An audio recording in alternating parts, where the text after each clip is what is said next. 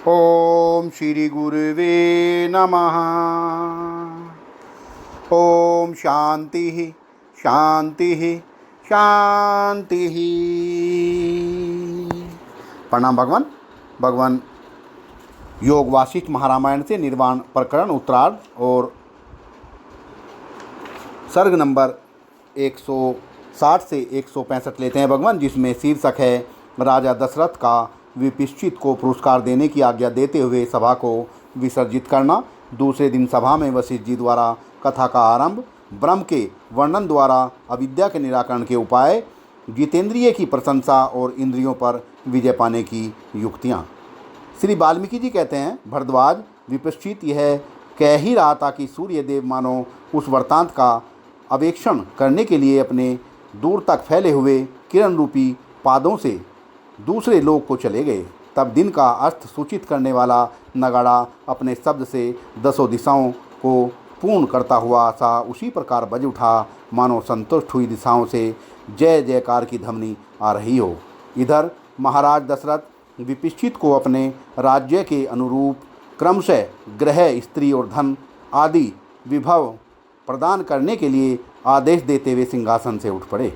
फिर तो राजा दशरथ श्री राम और वशिष्ठ आदि सभी सभासदों ने परस्पर कर्म अनुसार एक दूसरे को प्रणाम आदि के द्वारा सत्कार किया और फिर सभा विसर्जित करके वे अपने अपने निवास स्थान को चले गए। वहाँ उन्होंने स्नान, संध्या आदि नित्य कर्म से निवृत्त होकर भोजन किया और रात बिताकर प्रातःकाल वे पुनः सभा में आ गए। फिर तो वह सभा पहले की ही तरह पूर्ण रूप से स्थित हो गई।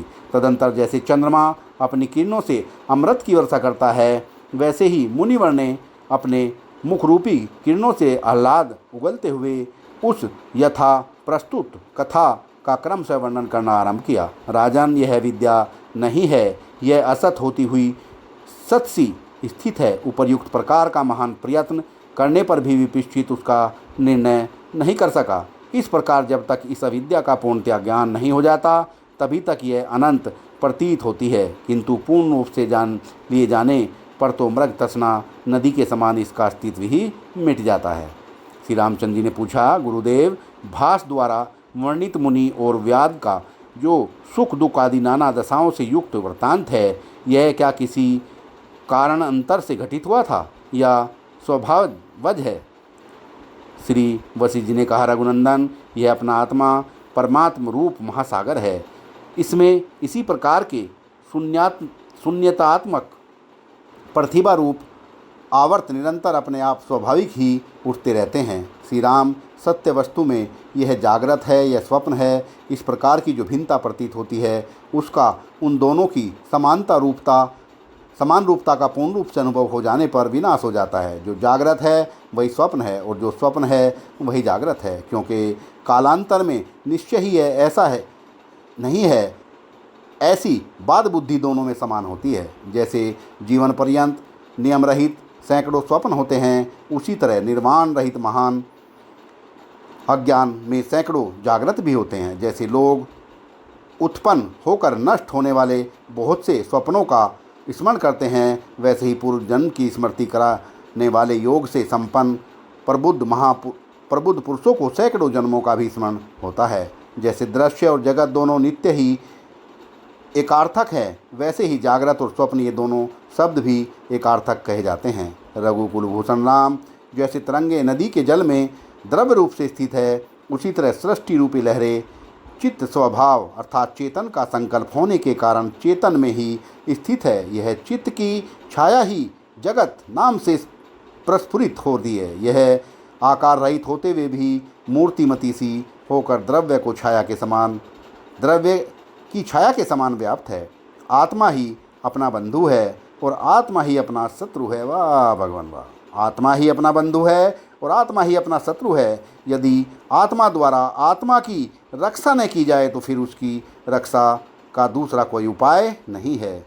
जीव की बाल्यावस्था को ज्ञानहीन होने के कारण पशुता सी और वृद्धावस्था को मृतुल्य ही समझना चाहिए। यदि विवेक संपन्न हो तो युवावस्था ही उसका जीवन है। इस संसार को जो बिजली के कोंधने के समान चंचल है, प्राप्त होकर सत्य शास्त्र चिंतन एवं सत्पुरुषों के संग द्वारा ज्ञान रूपी कीचड़ से आत्मा का उद्धार करना चाहिए। अहो खेद है, ये मनुष्य कैसे क्रूर हैं, जो कीचड़ में फंसे हुए अपने आत्मा का भी उद्धार नहीं कर रहे हैं।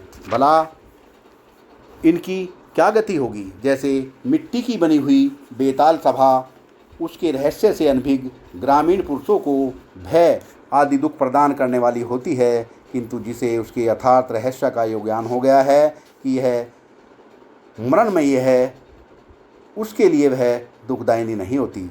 वैसे ही है ब्रह्ममयी दृश्य लक्ष्मी अज्ञानी को भय आदि कलेश पहुंचाती है, किंतु यह दृश्य ब्रह्म ही है, यों यथार्थ ज्ञान हो जाने पर वह कष्टदायिनी नहीं होती। इस दृश्य के तत्व का परिज्ञान हो जाने से यह शांत होता हुआ सा भी शांत तथा स्थित होता हुआ सा भी विलीन हो जाता है और दृश्यमान होता हुआ भी दिखाई नहीं पड़ता। जैसे अपने स्वप्न काल में स्पष्ट रूप से अनुभव में आया हुआ भी स्वप्न जगत उसका पूर्ण ज्ञान हो जाने से अथवा जाग जाने से असत्य ही हो जाता है, वैसे ही चिदाकाश में अनुभूयमान अतएव सत्य सी स्थित हुई भी यह सृष्टि तत्व का पूर्ण ज्ञान हो जाने से केवल शून्य रूप ही अवशिष्ट रह जाती है। सत्संग को विराम देते हैं भगवान, आगे का सत्संग कर लेंगे। प्रणाम भगवान।